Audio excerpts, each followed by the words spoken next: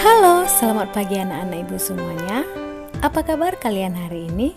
Ibu harap kalian baik-baik saja, tetap sehat dan tetap semangat untuk belajar.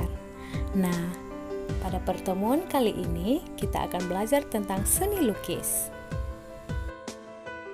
Adapun tujuan pembelajaran yang akan kita capai pada bab ini yaitu 1. Mengidentifikasi berbagai pengertian seni lukis. 2. Mengidentifikasi tujuan berkarya seni lukis. 3. Mengelompokkan berbagai jenis lukisan berdasarkan tema-tema tertentu. 4. Mengidentifikasi berbagai aliran karya seni lukis. 5. Mengidentifikasi berbagai macam alat dan bahan berkarya seni lukis. Dan yang keenam, berkarya seni lukis dengan berbagai media yang ada di lingkungan sekitar. Berbicara mengenai seni lukis, ada baiknya kita ketahui dulu apa itu pengertian dari seni lukis itu sendiri. Nah, di sini dikatakan bahwa seni lukis adalah sebuah pengembangan dari menggambar. Biasanya memiliki keunikan dan ciri khas tersendiri. Ciri khas ini didasarkan pada tema, corak atau gaya, teknik dan bahan, serta bentuk karya seni tersebut. Sedangkan melukis adalah mengolah medium dua dimensi atau permukaan datar yang terdiri dari panjang kali lebar dari objek tiga dimensi untuk mendapat kesan tertentu dengan melibatkan ekspresi, emosi, dan gagasan pencipta secara penuh. Berkarya seni lukis merupakan kegiatan yang melibatkan ekspresi, emosi, serta konsep. Bisa dikelompokkan dalam tujuan berkarya seni lukis yang terdiri dari 1. Tujuan religius, 2. Tujuan magis, 3. Tujuan kritik sosial, 4. Tujuan ekspresi, 5. Tujuan estetis, dan 6. Tujuan komersil. Dan kita akan membahas satu persatu dari tujuan berkarya seni lukis tersebut. Yang pertama ada tujuan religius. Nah, tujuan religius ini digunakan pelukis untuk hasil karya seninya dijadikan pengabdian atau persembahan terhadap Tuhan, dewa, atau nenek moyang. Yang kedua ada tujuan magis. Tujuan magis berarti seorang pelukis menjadikan karya lukisnya untuk mendatangkan sihir atau magis. Lukisan ini bersifat primitif, namun banyak pula seniman modern yang mengambil tema ini untuk menimbulkan kesan magis. Tujuan yang ketiga adalah tujuan kritik sosial. Nah, tujuan kritik sosial ini digunakan pelukis yang berupa hasil karya lukisnya dijadikan sebagai kritikan atau menyinggung pemerintah, lembaga sosial, atau pemegang kekuasaan setempat, di mana lukisan ini dijadikan kritikan atas kesenjangan sosial, peristiwa politik, ketidakberdayaan, serta perilaku kehidupan yang terjadi dalam masyarakat. Yang keempat ada tujuan ekspresi. Tujuan ekspresi digunakan pelukis untuk mengekspresikan perasaannya pada sebuah karya lukisan tanpa ada unsur lainnya. Nah, dengan tujuan ini, seorang pelukis mencurahkan secara total perasaannya pada sebuah karya lukisannya. Yang kelima, tujuan estetis. Nah, pelukis menggunakan tujuan estetis di mana lukisannya hanya dijadikan sebagai keindahan semata yang dapat dinikmati sebagai dekorasi atau penghias. Dan yang keenam adalah tujuan komersil. Nah, tujuan ini digunakan pelukis di mana sang pelukis mengutamakan selera pembeli atau pelanggan untuk menghasilkan karya lukisan yang akan dibuatnya. Dengan tujuan komersil ini, pelukis mendapatkan profit atau keuntungan dari karya seni lukis yang dia hasilkan. Selanjutnya adalah tema seni lukis. Tema adalah gagasan, ide, pokok pikiran yang ada dalam sebuah karya seni, baik itu seni 2 dimensi atau 3 dimensi. Contoh seni 2 dimensi adalah lukisan dan 3 dimensi adalah seni patung yang memiliki volume. Dengan memahami tema yang ada pada sebuah karya seni, berarti kita dapat memahami tujuan penciptaan dari karya seni tersebut. Begitu juga dengan tema yang ada dalam seni lukis. Nah, tema seni lukis di sini dibagi menjadi 6. 1. Manusia dengan dirinya sendiri. 2. Manusia dengan manusia yang lain. 3. Manusia dengan alam sekitarnya. 4. Manusia dengan alam benda. 5. Manusia dengan aktivitasnya. Dan yang keenam adalah manusia dengan alam hayalnya. Tema yang pertama, manusia dengan dirinya sendiri. Nah, tema ini digunakan oleh pelukis di mana hasil lukisannya menggunakan potret diri. Potret dirinya sendiri sebagai objek lukisan dalam mengungkapkan cita keindahan, ekspresi, dan perasaan yang dirasakan oleh pelukis itu sendiri. Tema yang kedua adalah manusia dengan manusia yang lain. Nah, sebagai makhluk sosial tentunya kita membutuhkan orang lain di sekitar kita. Nah, dengan interaksi ini, interaksi antara orang-orang di sekitar kita, baik itu orang tua, kakek, nenek, kakak, adik, dan abang, dapat juga digunakan sebagai tema dalam berkarya seni lukis. Yang ketiga, manusia dengan alam sekitarnya. Alam sekitar tidak akan pernah habis untuk dijadikan sebagai objek atau subjek yang menarik dalam tema berkarya seni lukis. Nah, alam sekitar contohnya seperti pegunungan, pemandangan, pedesaan, laut, pantai, dan sebagainya bisa kita jadikan sebagai tema dalam berkarya seni lukis. 4. Manusia dengan alam benda. Alam benda atau benda-benda yang ada di sekitar kita, baik itu benda hidup maupun benda mati, benda yang terbentuk oleh alam dan benda yang dibuat oleh manusia, bisa kita jadikan sebagai objek atau tema dalam berkarya seni lukis, di mana setiap benda tersebut memiliki keunikan dan ciri tersendiri.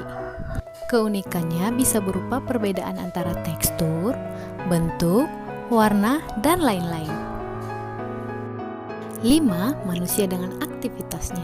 Setiap kegiatan sehari-hari, baik itu bercocok tanam, berdagang, membajak sawah, memancing ikan, merupakan suatu momen yang menarik untuk diabadikan dalam sebuah lukisan dengan komposisi dan proporsi yang tepat. Nah, manusia dengan aktivitasnya ini bisa kita jadikan sebagai tema dalam berkarya seni lukis. Yang keenam, manusia dengan alam hayalnya. Setiap manusia pernah berimajinasi atau berhayal. Imajinasi atau hayalan ini sering melintas dalam pikiran, baik secara sadar ataupun tidak sadar. Nah, alam hayal ini bisa dijadikan sebagai inspirasi dan tema dalam berkarya seni lukis. Biasanya, karya lukis yang dihasilkan dengan tema ini bernuansa fantasi, tidak seperti yang kita alami di alam nyata. Dan lukisan ini jika dikaitkan dengan aliran seni lukis, dia beraliran surrealisme. Setiap seni lukis memiliki gaya. Gaya atau aliran seni lukis dapat dibagi menjadi 3. 1. Representatif, 2. Deformatif, dan 3. Non-representatif. Aliran representatif adalah perwujudan atau gaya seni rupa yang menggunakan keadaan nyata pada kehidupan masyarakat dan gaya alam pada lukisan yang dihasilkan. Aliran representatif ini dibagi 3. Ada naturalisme, realisme, dan romantisme. Aliran atau gaya naturalisme yaitu aliran seni lukis yang penggambarannya alami atau sesuai dengan keadaan alam, dengan ciri kebanyakan bertema alam, memiliki teknik gradasi warna, memiliki susunan perbandingan perspektif, tekstur, pewarnaan, serta gelap terang yang dikerjakan seteliti mungkin. Selanjutnya ada aliran realisme. Aliran realisme yaitu aliran atau gaya seni lukis yang memandang dunia ini tanpa ilusi, apa adanya, tanpa menambah atau mengurangi objek. Penggambarannya sesuai dengan kenyataan hidup atau keadaan yang sesungguhnya pada kehidupan nyata. Ciri-ciri dari aliran realisme ini kebanyakan menampilkan tentang kehidupan sehari-hari. Lukisannya apa adanya, dan lukisannya juga terlihat menyatu antara objek yang satu dengan objek yang lainnya. Selanjutnya dari aliran representatif yang ketiga yaitu romantisme.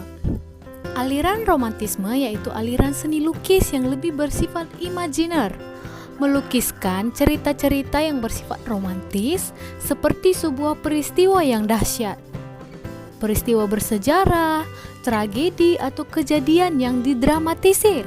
Ciri-ciri aliran romantisme ini yaitu kedahsyatannya melebihi kenyataan, penuh gerak dan dinamis, memiliki cerita yang emosional dan dahsyat, mengandung kegetiran dan menyentuh perasaan. Warnanya bersifat kontras dan meriah. Selain dari aliran representatif, jenis aliran seni lukis yang kedua yaitu aliran deformatif. Aliran deformatif di sini adalah perubahan bentuk dari aslinya sehingga menghasilkan bentuk yang baru, akan tetapi tidak meninggalkan bentuk dasarnya. Gaya atau aliran seni rupa yang termasuk ke dalam deformatif adalah ekspresionisme, impresionisme, dan surrealisme. Aliran ekspresionisme yaitu gaya atau aliran seni lukis yang penggambarannya sesuai dengan keadaan jiwa sang pelukis yang spontan saat melihat objek karyanya. Ciri-ciri dari aliran seni lukis ekspresionisme ini lebih banyak mengungkapkan emosi kemarahan dan depresi daripada emosi bahagia dari sang pelukis. Nah, yang kedua, ungkapan isi hati dari sang pelukis tersebut. Pemilihan warna pada seni lukis ini juga yang diutamakan. Dan yang terakhir dari ciri ekspresionisme merupakan imajinasi dari sang pelukis itu sendiri. Selanjutnya ada aliran impresionisme, yaitu aliran seni lukis yang berusaha menampilkan kesan-kesan pencahayaan yang kuat dan terjadi pada kurun waktu tertentu, baik itu pagi, siang, atau menjelang matahari terbit, dengan penekanan pada tampilan warna dan bukan pada bentuk, sehingga gambar yang dihasilkan kurang detail dan seakan terlihat bahwa hasil lukisannya sedikit kabur. Nah, apabila kita perhatikan lukisan dengan gaya atau aliran impresionisme ini, gambar pada lukisan tersebut tidak detail, hanya impresi atau menampilkan kesan saja yang tampak mirip seperti objek yang dimaksud jika kita lihat dari jauh. Kemudian ada aliran surrealisme, yaitu suatu aliran seni lukis yang menunjukkan kebebasan kreativitas sehingga melampaui batas logika. Aliran ini merupakan aliran seni rupa yang menonjolkan bentuk objek yang sering dianggap objek mimpi atau imajinasi alam bawah sadar yang tidak mungkin terjadi di alam nyata. Yang selanjutnya ada aliran kubisme. Aliran kubisme yaitu aliran seni lukis yang penggambarannya berupa bentuk-bentuk dasar geometris seperti persegi, persegi panjang, segitiga, dan lain-lainnya. Bentuk-bentuk ini disusun sedemikian rupa sehingga menghasilkan objek yang diinginkan oleh seorang pelukis. Setelah aliran representatif, deformatif, Yang ketiga adalah aliran non-representatif, yaitu suatu aliran seni lukis yang penggambarannya merupakan bentuk yang sulit untuk dikenali, atau dengan kata lain, lukisannya bersifat abstrak. Untuk melukis, kita membutuhkan teknik. Teknik melukis ada dibagi menjadi 4. Yang pertama, teknik akuarel, 2. teknik plakat, 3. teknik spray, dan 4. teknik pointillis. Yang pertama, teknik akuarel. Teknik akuarel adalah teknik melukis dengan menggunakan cat watercolor yang bersifat transparan dengan sapuan warna yang tipis, sehingga lukisan yang dihasilkan bernuansa transparan atau tembus pandang.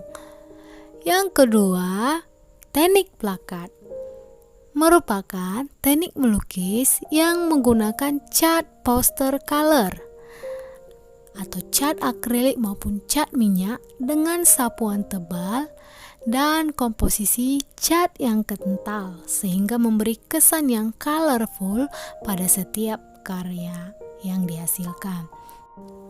Kemudian ada teknik spray. Teknik spray adalah teknik melukis dengan cara menyemprotkan cat semprot ke media lukis kita. Tujuan menggunakan teknik ini yaitu untuk menghasilkan lukisan yang lebih halus dan tampak lebih nyata. Dan teknik yang terakhir adalah teknik pointillis. Teknik ini membutuhkan kesabaran yang lebih daripada teknik melukis yang lainnya. Karena teknik melukis ini dalam membuat gelap terang objeknya ialah dengan membuat unsur titik.